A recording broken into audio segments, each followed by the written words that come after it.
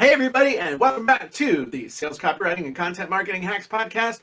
I'm your host, Jim Edwards, along with my trusty co-host and podcast producer, Mr. Stu Smith. Welcome, Stu. Thank you, Jim. And today we are talking about important tips for effective business emails. And this is a continuation of the Jim and Stu Show, which you can watch live every Wednesday at 9 a.m. Eastern on social media. So, Stu, 5 things about business email to get better results. How would you like to start? Well, there's more than 5, but we're going to narrow it down to 5 for the You're only going to get 5. Okay. Hopefully we'll get 5. Oh, I know we're going to get 5. Oh, yeah. So I'm just going to go to the board, Stu, and we're going to start. I really don't know what the heck I would do if I didn't have this board anymore. I'm going to find out next week. I'm going to speak down in Florida, and I'm not going to have my board. So I'll tell you what, it's making me reconsider my whole backdrop. Well, dude, you can get a marker and start drawing right now on that backdrop. The problem is that erasing it isn't quite as easy as it is for me. So I would say the number one tip for business mail is to have permission to send it. That is the number one tip. I get people ask me all the time, hey, Jim, what's the best script for sending cold emails? And my response is none of them, because we don't send cold emails. We don't send emails to people we don't know trying to get them to buy stuff. We just don't do it. Now, have I ever emailed somebody I didn't know? Sure. But I wasn't sending them a newsletter or any kind of stuff like that. I did like legitimate inquiries. So that's the number one thing. We have permission, and permission doesn't just mean, well, okay, permission. Number 2. Hey, before we go to 2, I have permission part 1. And that is you actually pay to get my newsletter. Oh, yeah. So I have a membership site where basically every week it gets updated with new articles, new videos, new workouts of the week. But I send that to those who pay for that membership in the form of a newsletter. So it's all in one package for them, so they don't have to go hunt and peck through the website. They can do that if they want to and look at previous weeks. But I believe in the trade they call that a digest. Ooh, there you go. Okay. I like that. Okay. That's what I have then. A So digest. the ultimate permission absolutely comes from paid customers. Paid people have pretty much given you permission with their wallet to send them stuff. Every once in a while, you'll get a chucklehead who's like, I didn't sign up for this to get emails from you. Fine, unsubscribe. That's fine. It's not a problem. We'll take you off the list. Not a problem. I'm gonna put you on my list of people who don't want extra value and don't want to grow and don't want to get great results. That's what I'm going to do. I'm going to take you off my list of people who want to get those results. The second thing is anticipation. You don't just have permission to send it, but they're waiting to catch it. It's kind of like trying to play catch by yourself. It only works if there's somebody there to catch the ball. Otherwise, it's a whole lot of just one-time fun. I remember playing catch with Johnny and Eli, my grandsons, and, teaching them how to catch the ball. Put your eyes on the ball. When they're not looking, the ball hits them upside the head, and then they cry, and I get yelled at, and all that good stuff. There's got to be the anticipation in order for them to want to pay attention. How do you create anticipation? By providing value. By providing something that's going to help them and actually give them something that they want. Help them to alleviate their fears and their pains and get their short-term and long, all the stuff we do with avatars, knowing that that's your avatar paying attention. All right, number 3, it's relevant. Every once in a while, you can go off topic. Every once in a while, I can go over into like mindset or some of this stuff. But pretty much what people want from me is copywriting, content marketing, publishing, video, anything involved with putting words on paper, having words come out of your mouth that actually gets somebody to buy, try, click, sign up, or call on the phone. People are like, yep, that's what Jim does. That's how Jim helps us. That's what we're paying attention. Okay. Jim starts talking about, I don't know, yoga or I don't know, nutrition, things like that. They give you a little bit of leeway because it's like, oh, it shows Jim is a well-rounded person and he's trying to bring us, a little extra here and there. But if I did 2 things about yoga, people would be like, has the boy lost his mind? It's Good just point. There you go. So permission to send, anticipation to receive, relevant information. Number 4, consistency. It's showing up. Yeah, I spelled that right. Consistency. It's not just showing up once and being like, ta-da! Or they haven't heard from you in a year, and then you're like, hey, I'm back. Why doesn't everybody buy all my stuff? Because you haven't been there consistently all along adding value. You're just showing up because you need something. Everybody and their brother is on that person's list, and they're probably over in the promotions tab now. That the only time they show up is to try and sell you the next latest and greatest thing. That's it. That's it. That's the only reason they show up is to try and sell you something. And hell, you can't even remember how you got on their list in the first place. And finally, the 5th ingredient, permission, anticipation, relevant, consistent. What would you say is the 5th one, Stu? I was going to add in there updating of current products and services. So maybe a launch type of thing. But I'm not sure where you're going with it. Well, I'll use your word, but what I was trying to say, it's current or up to date was what I was going to say, up to date, but you actually did it in one word. So that fit. Permission, anticipation, relevant, consistency, current. So thank you for that, Stu. But that's absolutely, it's like, this isn't stuff from 2 years ago. You're constantly improving and leading. You're leading in today's world. I actually had a guy tell me, what the heck?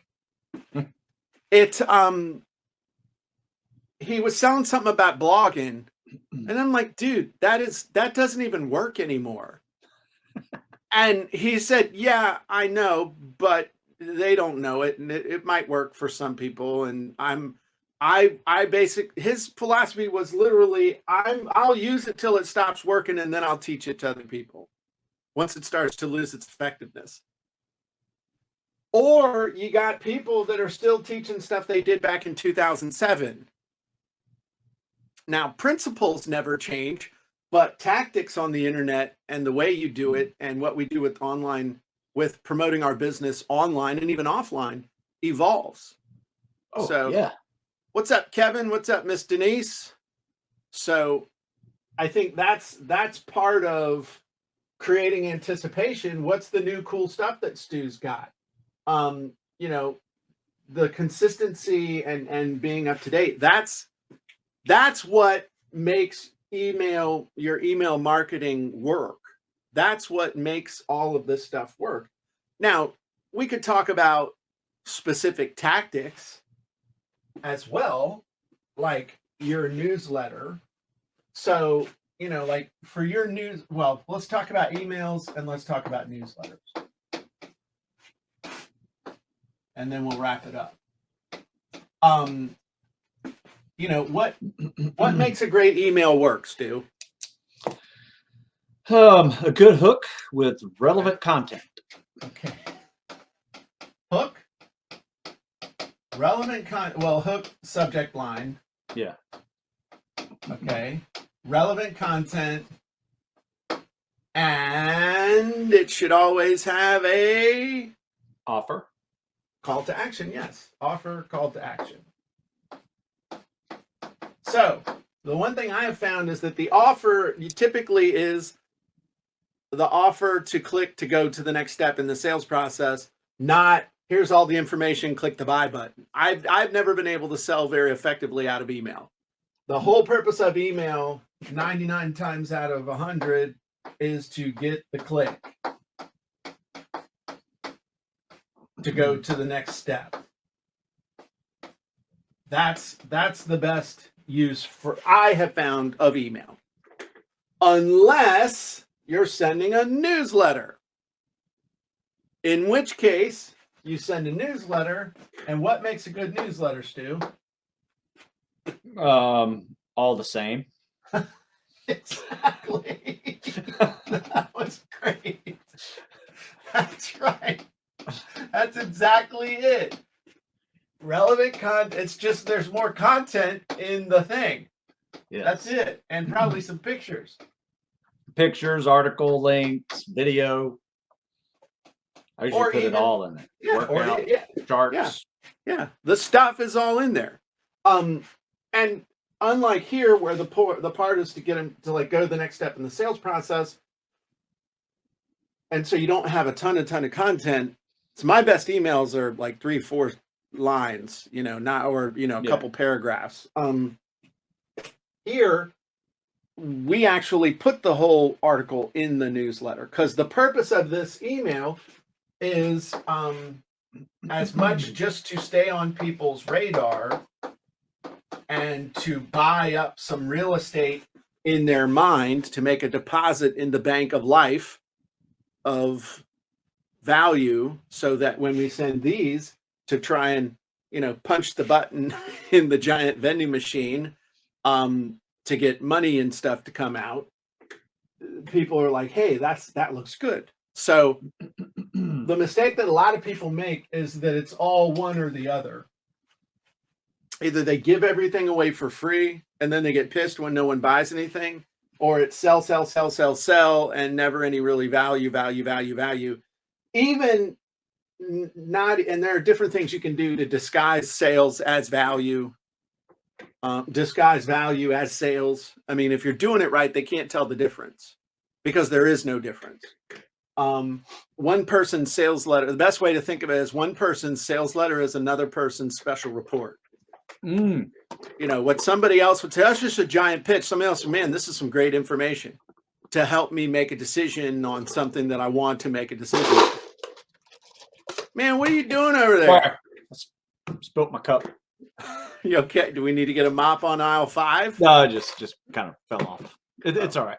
Okay. Sorry. Make a noise. But that's critical to understand that if you want people to read your email, whether it's your newsletter or email, you got to have a great hook, which is great subject line to get them to stop and then open it up. Then you got to have relevant content, valuable content, and the promise of value. And then with an email teaser, typically the value, you continue your journey towards the value by clicking the link. In the newsletter, the journey towards value happens inside the newsletter with then an offer to continue the journey towards value by clicking a link or multiple links. So it's just moving, all it is just moving the line of where the value starts happening. Does that make sense? Yeah, absolutely. But the bottom line is it's all about hooking people and giving them value and then moving them, inviting them on to the next step. Yeah. I would say as a summary there is that you got to think of the email as very short attention span. Mm-hmm. So you're going to lose them quickly. So don't put a whole lot of stuff in it. Yeah. And then the newsletter is someone who is going to that to actually see what's going on. That their attention's going to last a little longer. Yes. Yeah. But even that, their attention spans are getting shorter. And I don't think it's attention spans are getting shorter. I think it's that there is more intense competition for a finite amount of attention that everybody has. So true. Plus, you see an inbox with 50 emails in it. You know, if you're not hitting the delete button without opening them, the ones that you are opening are a quick scan. Yeah. So you got to really get them good in that one. So, and that's a principle that has been around since people started sending mail. Dan Kennedy, he's the first one I heard say, you basically want to make it into the friends pile. When people used to get tons and tons and tons of mail before they got tons and tons and tons of email, now you don't get tons of mail. And so it's hard to see this in action. But the first thing that happens, whether at work or at home, bring in the mail and start, okay, all the catalogs go in one pile. And then it's like bill. Then it's like stuff from the friends, like a card or whatever. And then the rest. And what you want to do, the only pile that is opened with anticipation is the friends pile. You got to make it into the friends pile if you want to have any chance of making it. And so if you just for a few days sort your mail that way, you'll see that the vast majority of people that do still send mail are doing things that instantly get them thrown into the advertising pile that normally gets pitched and is sorted over the trash can. Literally is sorted over the trash can. And sometimes the trash can in the driveway. The stuff that even make it in the house. Yeah. Yeah. Absolutely. So that's the same thing with your email. Got to look at and all the time I'll look at it. I literally look at my email from that perspective. What would I open and why did I open it and how can I apply this to when I'm sending my own stuff? Yeah, that's a good way to do it. Yeah. I mean, I've gotten a couple of good subject lines from my mom who'll just, she just put, because it's from her. In my book, I describe writing the way to write the perfect email pitch is to write to a friend. And then, it's secret number 18, how to write a killer email teaser fast, page 159. But it's write it to a friend and then just send it to everybody. There you go. All right, man. Well, this was good. We got to end up a little bit early today. Got some other things tight on my calendar. So we will not be on next week. I'll be speaking down in Florida, but we will pick up the week after. So appreciate everybody. Thanks for joining us. Make sure you head on over to the Sales Copywriting Content Marketing Hacks group on Facebook. We've got over 20,000 people in there, but it's good people and very helpful and can give you some feedback on some good stuff. So appreciate y'all, and we will talk to you soon. Bye-bye, everybody.